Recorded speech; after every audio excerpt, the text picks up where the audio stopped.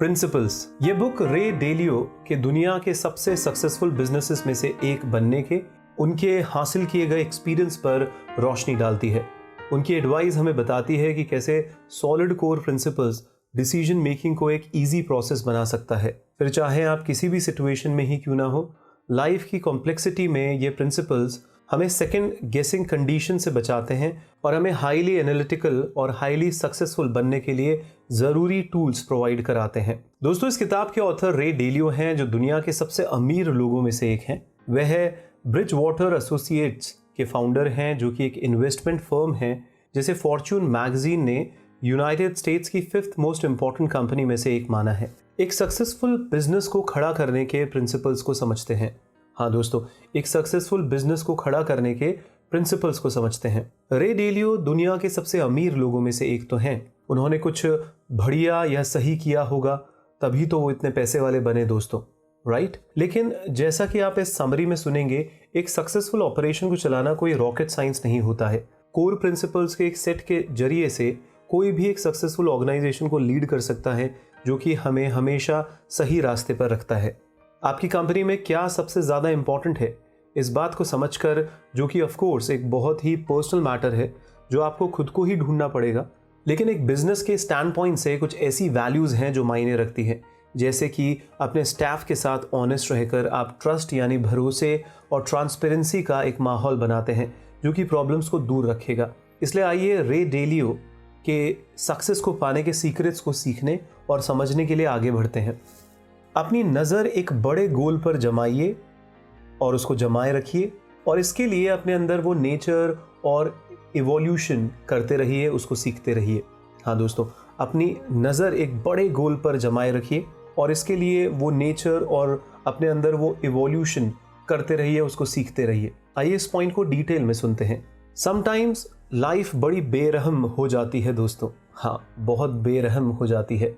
हर side से आपके ऊपर सवालों के तीर चलाए जाते हैं।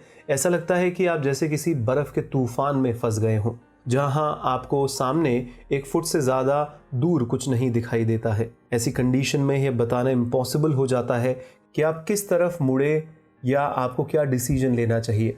इसी वजह से आपकी लाइफ में गाइडिंग प्रिंसिपल्स का एक कॉन्क्रीट सेट होना बेहद इंपॉर्टेंट है। जैसे तूफान में फंसने पर एक कंपास राह दिखाता है, ठीक वैसे ही कुछ ऐसे प्रिंसिपल से लेस होना भी ज़रूरी है जो आपको बताते जाएं कि आप कहाँ जा रहे हैं और कौन सी चॉइसेस आपको रास्ते पर बनाए रखनी है, फिर भले ही हालात कैसे भी हों।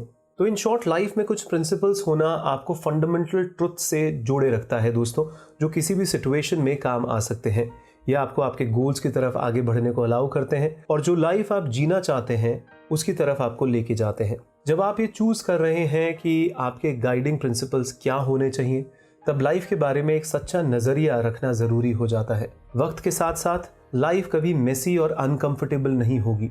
इसी तरीके की सोच से खुद को मूर्ख मत बनाइए दोस्तों। ऑथर इस बात से अच्छे से अवेयर थे कि लाइफ हमेशा आसान नहीं होने वाली है और यही उनके प्रिंसिपल्स में से एक था, हमेशा से लॉजिकल थिंकिंग लेकर चलो, ना कि इमोशन से काम लो। तो देर सवेर हम सभी को ये फैक्ट याद हो ही जाता है कि लाइफ हमेशा आइडल नहीं होती है और इस बात को माइंड में रखना ज़रूरी भी है दोस्तों। नेचर के बारे में सोचिए दोस्तों। एक सुंदर गेजली, एक सुंदर से छोटे बारहसिंगा को एक निर्दयी हिनास के झुंड के द्वारा मार के खाना बहुत सैड लगता है, लेकिन ये लाइफ का एक नेचुरल फैक्ट है। यह वक्त के साथ इवॉल्व हुए बैलेंस्ड इकोसिस्टम का ही एक पार्ट है। अगर आप इस रियलिटी से भागेंगे और इसके बीच में आड़े आएंगे तो इसके डेंजरस रिजल्ट्स भी हो सकते हैं। तो याद रखें दोस्तों, चीज़ें कभी कभार रॉन्ग भी हो जाती हैं और ये बात माइंड में रखिए कि फेलियर अक्सर सीखने, अडेप्ट करने और बदलने का एक वैल्यूएबल चांस देती है। लंबे टाइम से चले आ रहे किसी बिजनेस को चेंज को अडेप्ट करना ही चाहिए, यानी अपनाना होगा और हार्ड टाइम से बाहर निकलना ही होगा, जो कि आपको भी टाइम टू टाइम करना ही चाहिए। खराब हालात में भी छलांग मारते रहिए और ऑलवेज सीखना और इम्प्रूव करना जारी रखिए। दोस्तों, ये ज़रूरी है कि राइट गोल चूज़ किए जाएं और सीखते और इम्प्रूव करते हुए हम आगे बढ़ें। हाँ दोस्तों, ये ज़रूरी है कि राइट गोल चूज़ किए जाएं और हम सीखते हुए और इम्प्रूव करते हुए आगे बढ़ें। आइए इस पॉइंट को डिटेल में सुनते हैं। दोस्तों, आपको काम में एथलेटिक ट्रेनिंग मेथड्स लगाने के लिए एक प्रोफेशनल एथलीट होना ज़रूरी नहीं है। इनफैक्ट अगर आप लाइफ को एक गेम की तरह मान के चलते हैं तो ये आपको आपके रिजल्ट्स और गोल्स तक पहुंचने में हेल्प करता है। यह नजरिया आपको बैड टाइम्स में इजीली प्रॉब्लम से निपटने में भी हेल्प करता है। यहाँ तक कि बेस्ट एथलीट के बुरे दिन आते हैं दोस्तों। इसलिए याद रखिए कि लाइफ कोई एक बार में फिनिश की जाने वाली लॉन्ग विनिंग लाइन नहीं होती है। तो जब तक हालात बदल नहीं जाते हैं, अपने आप को शांत बनाए रखिए, यही सबसे बेस्ट होता है। लेकिन जब तक आपके माइंड में कोई अल्टीमेट गोल नहीं होगा तो आप खेलना स्टार्ट ही नहीं कर सकते। और एक गुड गोल सेटिंग का मतलब ही चीज़ों को प्रायोरिटी देना होता है और उनको काम करते जाना होता है। लाइफ में लगभग हर कुछ पॉसिबल है दोस्तों, लेकिन आप सभी हासिल नहीं कर सकते हैं। एक कॉमन मिस्टेक ये भी है कि हम एक ही टाइम में बहुत सारे गोल्स के पीछे भागते हैं, लेकिन हकीकत यही है कि भले ही आपने अपने लिए एक ही गोल सेट किया हो, आप ऑटोमेटिकली उस प्रोसेस में कई गोल्स के पीछे लग जाते हैं। तो समझदारी इसी में ही है कि आपको किसकी सबसे ज़्यादा डिज़ायर या चाहत है, उसे वाइजली आइडेंटिफाई करिए। अब अगर आप किसी के बारे में पैशनेट तो हैं, लेकिन उसमें मास्टर होने के लिए खुद को स्किल्ड नहीं मानते हैं, तो इसका कतई ये मतलब नहीं है कि आप उसे साइड में रख दें। रिमेंबर, आपकी एजुकेशन के लिए, नई स्किल सीखने के लिए और अपने आप से इम्प्रूवमेंट करने की कोई उम्र नहीं होती दोस्तों। ये किसी भी उम्र में किया जा सकता है, इसकी कोई उम्र की सीमा नहीं होती है। जब आपका गोल प्लेस हो जाता है तो नेक्स्ट स्टेप सिचुएशन के मेथड को चेक करने की होती है और रास्ते में आने वाले चैलेंजेस या रुकावटों को आइडेंटिफाई करना होता है। ऐसे में रियलिस्टिक बने रहना ही सक्सेस की होता है दोस्तों। प्रॉब्लम्स को इग्नोर मत कीजिए, क्योंकि ये बहुत पर्सनल होती हैं, और ज़्यादा ही ऑप्टिमिस्टिक यानी आशावादी होकर किसी इंपॉर्टेंट इशू को अंडर एस्टिमेट भी मत कीजिए। अगर आपकी पर्सनालिटी में कुछ ऐसी कमियां हैं जिसे आपने अभी तक एडमिट नहीं किया है, जैसे कि अगर आप इजीली डिस्ट्रैक्ट हो जाते हैं यानी घबरा जाते हैं, तो उसे अवॉइड ना करिए। आपकी कमियां कभी भी वो चीज़ें नहीं होनी चाहिए जो कि आपको कंट्रोल करे। अपने आप को इम्प्रूव करने की फर्स्ट स्टेप इस बात को एडमिट करना है कि आप में खामियां हैं और आपको इनको कंट्रोल करने की आर्ट सीखनी होगी। हाँ दोस्तों, आपको इनको कंट्रोल करने की आर्ट सीखनी होगी। रेडिकल ट्रुथ और ट्रांसपेरेंसी काम पर मीनिंगफुल और लॉन्ग लास्टिंग रिलेशनशिप की होता है। हाँ दोस्तों, रेडिकल ट्रुथ और ट्रांसपेरेंसी काम पर मीनिंगफुल और लॉन्ग लास्टिंग रिलेशनशिप की होता है। आइए इस पॉइंट को डिटेल में कुछ एग्जाम्पल्स के साथ समझते हैं। ऑथर रे डेलियो ब्रिज वाटर एसोसिएट्स के फाउंडर हैं। वह एक इन्वेस्टमेंट फर्म है जो डेलियो के दूसरे प्रिंसिपल्स ऑफ डूइंग बिजनेस की प्रैक्टिस को फॉलो करती है, जो कि एक्सट्रीम ट्रुथ और ट्रांसपेरेंसी है। हाँ दोस्तों, एक्सट्रीम ट्रुथ और ट्रांसपेरेंसी। रेडिकल ट्रुथ यानी कि लॉजिकल ट्रुथ इशू को उजागर करने के बारे में है ताकि वो छिपा हुआ ना रहे। इसका मतलब है कि एक ऐसा एनवायरनमेंट क्रिएट किया जाए जहां एम्प्लॉयज अपने माइंड के हिसाब से बोल पाने के लिए फ्री हो। इस तरीके की ट्रांसपेरेंसी पुअर डिसीजंस के खिलाफ सेफगार्ड का काम करती हैं, क्योंकि कोवर्कर्स लगातार क्रिटिसिज्म एक्सचेंज करते हैं, इंप्रूवमेंट्स करते रहते हैं और मिस्टेक्स के होने से पहले ही उन्हें पकड़ लेते हैं। ब्रिज वाटर एसोसिएट्स में रेडिकल ट्रुथ एग्जीक्यूटिव्स पर भी लागू होते हैं। जब कंपनी अपने डिविजन्स में से किसी एक को क्लोज करने की या सेल करने की सोच रही होती है, तो कई एग्जीक्यूटिव्स चीज़ों को छिपाने का फैसला करते हैं और एम्प्लॉयज़ को लास्ट मिनट में बताते हैं। लेकिन जब यही सिनेरियोज ब्रिज वाटर के बाहर होता था, तो सीनियर मैनेजर्स ने एक एम्प्लॉय मीटिंग रखी और पेंडिंग सेल्स के बारे में सब कुछ बता दिया।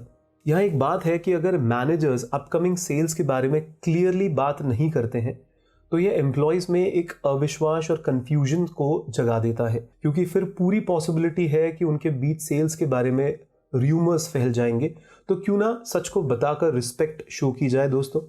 रेडिकल ट्रांसपेरेंसी यानी लॉजिकल ट्रांसपेरेंसी रेडिकल ट्रुथ के एकदम सिमिलर ही होती है। इसका मतलब है कि बिहेवियर के मामले में ओपन रहा जाए और एम्प्लॉयज़ की तरफ से और खुद की तरफ से भी मैनेजमेंट पर काम किया जाए। मैनेजर्स और एम्प्लॉयज़ को एक दूसरे को इस तरीके से ट्रीट करना चाहिए जैसे कि वो एक लॉन्ग टर्म रिलेशनशिप में एक पार्टनर की तरह हों। यह दोनों की म्यूचुअल रिस्पेक्ट शो करता है किस बात के लिए कौन रिस्पॉन्सिबल है और किसका दूसरे में कितना इंटरेस्ट है, तब यह एकदम साफ तौर से दिखाई देता है दोस्तों। आप एक ऐसा शानदार वर्क प्लेस फाइंड कर पाएंगे जहां एम्प्लॉयज़ अपनी उम्मीद से भी ज़्यादा अपने कलीग्स के लिए ज़्यादा कंसिडरेशन शो कर पाएंगे।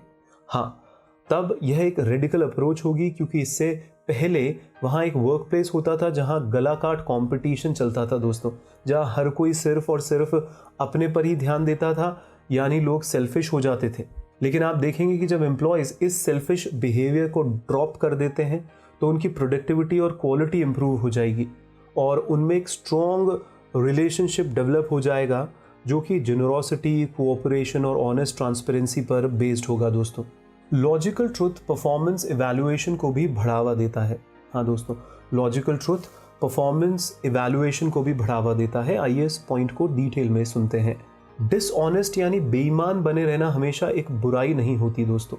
शायद अक्सर लोग काइंड अच्छे बने रहने के चक्कर में बहुत डिसऑनेस्ट भी हो सकते हैं। एक बार ऑथर से एक एम्प्लॉय को डिपार्टमेंट हेड की पोस्ट के लिए प्रमोट करने के लिए सलाह मांगी गई। वे जानते थे कि उस एम्प्लॉय के बहुत से कोवर्कर्स ये फील करते हैं कि वह उस जॉब के लिए डिजर्व करता है।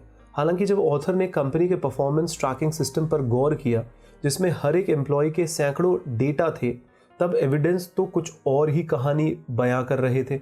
जिस एम्प्लॉय को प्रमोशन के लिए कंसिडर किया गया था, वह उस जॉब के लिए राइट क्वालिटीज तो रखता ही नहीं था दोस्तों। इस सिचुएशन में आप यह सोच सकते हैं कि उसके कलीग्स की सिफारिश पर उस एम्प्लॉय को वह पोस्ट देना सही होगा। लेकिन सक्सेस का सीक्रेट लॉजिकल काइंडनेस नहीं बल्कि लॉजिकल ट्रुथ होता है दोस्तों। और ट्रुथ यह है कि उस एम्प्लॉय को प्रमोशन देने जो कि लायक ही नहीं है, आप एविडेंस को नज़रअंदाज करके असल में लायक कैंडिडेट के साथ नाइंसाफी कर रहे हैं इस सिचुएशन के अंदर। तो जैसा कि बहुत से लोग अपने काम और कैपेबिलिटीज यानी योग्यताओं को ओवर एस्टिमेट कर लेते हैं, तब प्रॉब्लम से बचने के लिए एक्यूरेट इवैल्यूएशन करना जरूरी हो जाता है। जब ऑथर ने ब्रिज वाटर एसोसिएट्स के एम्प्लॉयज का सर्वे किया और उनसे कहा कि वह यह एस्टिमेट लगाए कि कंपनी के अचीवमेंट्स में उनका पर्सनल कंट्रीब्यूशन कितना था, तब उन सभी का टोटल परसेंटेज 301% निकला दोस्तों। क्लियरली ए मैनेजर की ड्यूटी है कि हर एक पर्सन के वर्क का एक्यूरेट डेटा उसके पास हो, क्योंकि वह लोग यूजुअली ऐसा नहीं करते हैं। लेकिन एक्यूरेसी और ऑनेस्टी सिर्फ आपके ओवरऑल बिजनेस के लिए अच्छी नहीं है दोस्तों, बल्कि यह हर एम्प्लॉय के लिए भी अच्छी साबित होती है। साइकोलॉजिस्ट मानते हैं कि एक मिस्टेक करने के बाद जो पेन या दुख या पछतावा होता है, वही बिगेस्ट मोटिवेटर होता है। जब आपको किसी गलत चीज़ के होने पर डर लगता है और आप नहीं चाहते हैं कि ऐसा दोबारा से हो, तो इसे हिटिंग बॉटम कहा जाता है। और यही चीज़ किसी पर्सन को फाइनली अपना रास्ता बदलने के लिए चाहिए होती है। यह भी याद रखना इंपॉर्टेंट होता है दोस्तों कि किसी एम्प्लॉय की शॉर्टकमिंग्स यानी खामियों को निकालना बहुत टाइम कंज्यूमिंग होता है। तो इसे सक्सेस को सेलिब्रेट करने के ऊपर प्रायोरिटी देनी चाहिए। हिम्मत को बढ़ावा देने के साथ किसी एम्प्लॉय को अच्छा काम करने के लिए इनकरेज करना रिलेटिवली ईजी हो जाता है। प्रॉब्लम्स के लिए उनकी वजहों को आइडेंटिफाई करना और ज़रूरी सॉल्यूशंस को काम करवाना निहायत ज़रूरी है। बस इनके लिए कुछ ज़्यादा टाइम और रिसोर्सेज तो लगते ही हैं दोस्तों। परफॉर्मेंस को बढ़ाने के लिए फ्लो चार्ट्स और मेट्रिक्स ग्रेट टूल्स हैं। हाँ दोस्तों, परफॉर्मेंस को बढ़ाने के लिए फ्लो चार्ट्स और मेट्रिक्स ग्रेट टूल्स हैं। आइए इस पॉइंट को डिटेल में सुनते हैं। जब आपके पास आपके बिजनेस के लिए गोल है, तो आप अपने एम्प्लॉयज को भी इंजन के एक पार्ट के रूप में सोचना शुरू करें। एक ऐसा इंजन जो आपकी मशीन यानी कंपनी को उसके गोल की ओर बढ़ने को पावर देता है। ऑथर के लिए उनका गोल उनके क्लाइंट्स को उनके इन्वेस्टमेंट का बेस्ट पॉसिबल रिटर्न देना था, और वह अक्सर खुद को एक मैकेनिक की तरह देखते थे जो कि अपने ब्रिज वाटर मशीन के इंजन को इम्प्रूव करने के लिए हुड को खोलकर चेक करते रहते हैं। तो इस एनालॉजी में मैनेजर को एक मैकेनिक और कंपनी को एक मशीन के तौर पर रखना अपने माइंड की रिस्पॉन्सिबिलिटीज पर फोकस करने का और चीज़ों को रिपेयर करने का एक ग्रेट तरीका है। हर मशीन का एक प्रोसेस फ्लो चार्ट होना चाहिए दोस्तों, जो कि यह क्लियर करे कि वर्क कैसे किया जाना है, कैसे यह वर्क एक एम्प्लॉय से नेक्स्ट तक ट्रांसफ़र होगा जब तक कि वर्क फिनिश ना हो जाए। इस टूल के साथ में होने से आप प्रॉब्लम की एग्जैक्ट पोजीशन तक पहुंच पाओगे और एक मैकेनिक के तौर पर आपको क्या करना है यह भी जान पाओगे। तो कोई भी किसी एम्प्लॉय को बाहर निकालना पसंद नहीं करता है, लेकिन याद रखिए कि फंडामेंटल प्रिंसिपल्स में से एक यही है कि रियलिस्टिक बने रहिए। इसका मतलब है कि अगर खुद को यह सोचकर मूर्ख नहीं बना सकते हैं कि ऐसा करके मुसीबतों से बचा जा सकता है। इमोशनल नहीं सोचना है दोस्तों, लॉजिकल सोचना है। बार बार कह रहा हूं मैं आपको, इस किताब में यही है। आपकी मशीन की ज़रूरी मेंटेनेंस को चेक करने का एक दूसरा ग्रेट टूल है मेट्रिक्स या परफॉर्मेंस मेजरमेंट्स। जब आपके पास परफॉर्मेंस को मेजर करने का एक सिस्टम होता है, तो यह आपकी मशीन के लिए एक डैशबोर्ड की तरह होता है, जिसमें फ्लैशलाइट्स भी होती हैं ताकि क्या गलत हो रहा है उसका अलर्ट आपको मिल सके। मेट्रिक्स प्रोडक्टिविटी को एक गजब का बूस्ट भी देता है, और क्योंकि यह न्यूट्रल, एक्यूरेट और रिलायबल होता है, तो यह ट्रुथ को लॉजिकली प्रैक्टिस करने वाले और ट्रांसपेरेंट एनवायरनमेंट के लिए एकदम परफेक्ट होता है। आप एग्जैक्टली ये देख पाते हैं कि एम्प्लॉयज़ क्या कर रहे हैं और कितने अच्छे से वह यह कर पा रहे हैं। आप जान जाएंगे कि सुपरविजन अपने आप ही सब चीज़ों को ऑब्जर्व कर रहा है। अब आप जान चुके हो दोस्तों कि किस तरीके से अपने इंजन को स्मूथली रन करना है, तो चलिए अब जानते हैं कि एक सॉलिड मशीन को कैसे बिल्ड करा जाता है। हाँ दोस्तों, एक सॉलिड मशीन को कैसे बिल्ड किया जाता है। ऑर्गेनाइजेशन को टॉप डाउन यानी स्टेप वाइज एक सॉलिड बेस दीजिए और मैनेजर टू एम्प्लॉय रेशियो पर नज़र रखिए। हाँ दोस्तों, ऑर्गेनाइजेशंस को टॉप डाउन यानी स्टेप वाइज एक सॉलिड बेस दीजिए और मैनेजर टू एम्प्लॉय रेशियो पर नज़र रखिए। आइए इस पॉइंट को डिटेल में सुनते हैं। जैसे जैसे आप अपने गोल्स की तरफ बढ़ते जाते हैं वैसे ही प्रॉब्लम्स भी सर उठाने लगती हैं दोस्तों, लेकिन इन रास्तों की रुकावटों से घबराने की या परेशान होने की कोई बात नहीं है। डेवलप करते रहना ही प्रॉब्लम से निपटने का एक तरीका है। दूसरे शब्दों में कहें तो जैसे ही आप अपनी मशीन में फ्यूल डालेंगे तो प्रॉब्लम्स गायब हो जाएंगी। हालांकि अगर आप प्रॉब्लम्स को अपॉर्चुनिटीज़ में बदलना चाहते हैं तो आपको अपने बिजनेस को इस तरीके से डिज़ाइन करना होगा जैसे ही प्रॉब्लम सामने खड़ी हो फौरन ही उसका पॉसिबल सॉल्यूशन भी निकल जाए। आपके ऑर्गेनाइजेशन को खड़े करने का एक बेस्ट रास्ता है टॉप डाउन यानी स्टेप वाइज चलना। आप एक गुड बिजनेस स्ट्रक्चर को एक बिल्डिंग के जस्ट ऑपोजिट वे में सोच सकते हो। आपकी फाउंडेशन टॉप पर जमी होगी, जिसका मतलब होगा कि पहल यह श्योर करें कि आपके पास टॉप पर ग्रेट मैनेजर होने चाहिए। हर मैनेजर भरोसेमंद होना चाहिए और हाई स्टैंडर्ड्स का होना चाहिए। अगर ऐसा नहीं है तो उसकी वीकनेसेस और पुअर परफॉर्मेंस एक एक करके आपके पूरे स्टाफ में फैल जाएगी। दूसरे शब्दों में कहें तो जिस मैनेजर को उसके एक्सीलेंट वर्क को लेकर तारीफ होती रही है, जिसकी नज़र तेज हो और जो स्ट्रिक्टली क्वालिटी कंट्रोल रखता हो, वो एम्प्लॉय की एक ऐसी टीम को लीड करता है जो कि ग्रेट परफॉर्मेंस देगी दोस्तों। तो प्रॉब्लम को बड़े आराम से भी हैंडल किया जा सकता है। इसके लिए हर एक डिपार्टमेंट को कुछ हद तक सेल्फ सफिशिएंसी और जिन रिसोर्सेज को उनको ज़रूरत है उस पर कंट्रोल दिया जाना चाहिए, यानी उनको थोड़ा सा सेल्फ डिपेंडेंट बनाइए या फिर आप वर्क डेलीगेट करना सीखिए। अगर आपके डिपार्टमेंट में ब्यूरोक्रेसी यानी भ्रष्टाचार का बोलबाला है तो सिंपली आपकी टीम अपना जॉब सही से नहीं कर पाएगी। फाइनली मैनेजर टू स्टाफ एक बैलेंस रेशियो बनाए रखना भी एक समझदारी होता है दोस्तों। 10:1 तक का रेशियो एक गुड रेशियो कहलाता है। 5:1 यानी हर 5 एम्प्लॉय पर एक मैनेजर का रेशियो एक आइडल रेशियो माना जाता है, क्योंकि यह रेशियो आपके मैनेजर को हर एक एम्प्लॉय के साथ एक मीनिंगफुल रिलेशनशिप बनाने और म्यूचुअल अंडरस्टैंडिंग का एक अच्छा मौका देता है। लेकिन टीम साइजेस पर ज़्यादा स्ट्रिक्ट रूल सेट करने के बजाय आप हर मैनेजर की कैपेबिलिटीज़ और उसके नज़रिए को मॉनिटर करके बेस्ट रिजल्ट्स पा सकते हैं। तो अब आपके पास अमेजिंग सक्सेस को पाने के लिए ऑथर द्वारा अपनाए गए प्रिंसिपल्स का एक बेसिक आइडिया तो है दोस्तों। अब यह आप पर है कि उनको अप्लाई करना शुरू करना है आपको और अपने ऑर्गेनाइजेशन को एक कॉन्स्टेंटली इवॉल्विंग और कॉन्स्टेंटली विनिंग एंटरप्राइज में तब्दील करना है। तो दोस्तों, इस किताब के अंत में कुछ मेन बातें आपके सामने रिपीट करता हूँ। पहली, एक सक्सेसफुल ऑपरेशन को चलाना कोई रॉकेट साइंस नहीं है। कोर प्रिंसिपल के एक सेट के जरिए से कोई भी एक सक्सेसफुल ऑर्गेनाइजेशन को लीड कर सकता है, जो कि हमें हमेशा से सही रास्ते पर रखता है। लाइफ की कॉम्प्लेक्सिटी में ये प्रिंसिपल्स हमें सेकंड गेसिंग कंडीशन से बचाते हैं और हमें हाईली एनालिटिकल और हाईली सक्सेसफुल बनने के लिए ज़रूरी टूल्स प्रोवाइड कराते हैं। दूसरा पॉइंट, समटाइम्स लाइफ बड़ी बेरहम हो जाती है दोस्तों। इसी वजह से आपकी लाइफ में गाइडिंग प्रिंसिपल्स का एक कॉन्क्रीट सेट होना बेहद इंपॉर्टेंट है। लाइफ में कुछ प्रिंसिपल्स होना आपको फंडामेंटल ट्रुथ से जोड़े रखता है, जो किसी भी सिचुएशन में काम आ सकते हैं। यह आपको आपके गोल्स की तरफ आगे बढ़ने को अलाउ करते हैं और जो लाइफ आप जीना चाहते हैं उसकी तरफ ले जाते हैं। तीसरा पॉइंट, ये ज़रूरी है कि राइट गोल्स को चूज़ किया जाए और सीखते और इम्प्रूव करते हुए आपको चलना होगा। अगर आप किसी के बारे में पैशनेट तो हो, लेकिन उसमें मास्टर होने के लिए खुद को स्किल्ड नहीं मानते हैं, तो इसका बिल्कुल भी ये मतलब नहीं है कि आप उसे साइड में कर दें। याद रखिए कि आपकी एजुकेशन के लिए, नई स्किल सीखने के लिए और अपने आप में इम्प्रूवमेंट करने की कोई उम्र की सीमा नहीं होती है, कोई एज क्राइटेरिया नहीं होता है दोस्तों। चौथा पॉइंट, साइकोलॉजिस्ट मानते हैं कि एक मिस्टेक करने के बाद जो पेन या दुख या पछतावा होता है वो ही बिगेस्ट मोटिवेटर होता है। जब आपको किसी गलत चीज़ के होने पर डर लगता है और आप नहीं चाहते हैं कि ऐसे दोबारा से हो, तो इसे हिटिंग बॉटम कहा जाता है और यही चीज़ किसी पर्सन को फाइनली अपना रास्ता बदलने के लिए चाहिए होती है। तो अंत में मैं आपसे यही कहूँगा दोस्तों कि कुछ अमेजिंग प्रिंसिपल्स का ये जो एक कलेक्शन है आपको डिसीजन लेने में हेल्प कर सकता है। यहाँ तक कि बद से बदतर हालातों में भी आपकी मदद कर सकता है। ये प्रिंसिपल्स आप पर डिपेंड करते हैं, लेकिन अपने साथ काम करने वाले लोगों के साथ एक ट्रुथफुल और ट्रांसपेरेंट रिलेशनशिप बनाना, हमेशा से एक गुड आइडिया होता है। एक मैनेजर की हैसियत से आप एक मैकेनिक की तरह हो और आपकी कंपनी एक मशीन की तरह है। आप फ्लो चार्ट्स और मैट्रिक्स का यूज़ करके चीज़ों को स्मूथली चला सकते हो और ये पक्का कर सकते हो कि आपकी कंपनी टॉप डाउन हो, सॉलिड बने और जितना हो सके मैनेजर टू एम्प्लॉय रेशियो को आप स्मॉल ही रखें।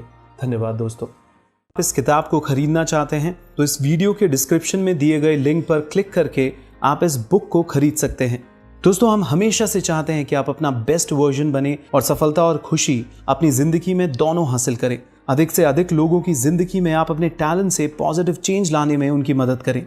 इसी एफर्ट के चलते उड़ान एनजीओ चैनल पर हम दुनिया की सर्वश्रेष्ठ किताबों की समरी सरल और आसान भाषा में डाल रहे हैं। दोस्तों, हमारी अधिक से अधिक समरी सुने और उन्हें अपने जीवन में लगाएं। अपना फीडबैक कमेंट बॉक्स में डालते रहें और अगर आपको हमारी कोई भी समरी पसंद आती है तो उसे अपने जानकारों के साथ अवश्य शेयर करें। दोस्तों, आप हमारी समरीज को किताबी कीड़े ऐप पर भी सुन सकते हैं। दोस्तों, हो सकता है कि आप अपने जीवन में काफी सफल हों या सफल बनने के लिए भरपूर प्रयास कर रहे हों, मगर कुछ अनजाने कारणों से आप अपने और अपने गोल्स के बीच कुछ चैलेंज महसूस कर रहे हैं, कुछ ब्लॉक्स महसूस कर रहे हैं। तो मैं आदि गुरुदास आपकी इसमें पर्सनली मदद कर सकता हूं दोस्तों, 1-on-1 कोचिंग सेशन लेके। तो दोस्तों, यदि आप अपने लिए पर्सनल कोचिंग सेशन बुक करवाना चाहते हैं या मुझसे एग्जैक्टिव कोचिंग लेना चाहते हैं, अपनी ऑर्गेनाइजेशन के लिए कोई कोचिंग सेशन लेना चाहते हैं, तो आप मुझसे संपर्क कर सकते हैं। आप मुझे 9829644744 या 9024023331 पर संपर्क कर सकते हैं। आप हमें इन नंबर्स पर व्हाट्सएप भी कर सकते हैं। दोस्तों, हमारे काउंसलर्स आपसे संपर्क करेंगे। धन्यवाद।